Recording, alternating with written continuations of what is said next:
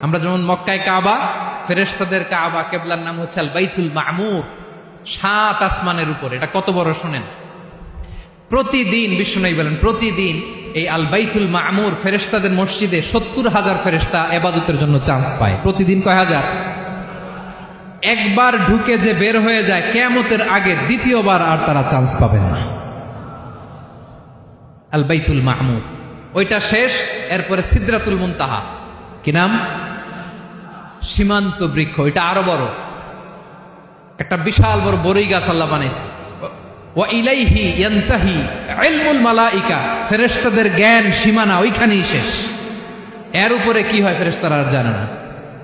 ফেরেশতাদের ক্ষমতা এখানে শেষ। সিদরাতুল মুনতাহা, সিদরাতুল মুনতাহার এরিয়া শেষ, এরপরে শুরু হয় আল্লাহুল মাহফুজ, কোরআনের বাড়ি। কোরআনের বাড়ি কই? বাল হুয়া কুরআনুম মাজিদ ফি, এটা মিন দুররাতিন বাইদা, সাদা ঝকঝকে ডায়মন্ড দিয়ে আল্লাহ বানাইছে। আমাদের সবার তাকদীর, ভাগ্যলিপি ওইখানে লেখা, কি হবে না হবে। কোরআনের বাড়ি ওইটা, ওইটা শেষ। এরপরে শুরু হয় লা জামান লা মাকান এরিয়া। ওইখানে কোনো জামান নাই, মাকান নাই, no time no space area শুরু। ওইখানে কুরসি, যেখানে আল্লাহ পা রাখেন বা কুদরতি পা রাখেন, আল্লাহর কুরসি। বড় রাজা বাদশারা সিংহাসনে বসে পা রাখে একটা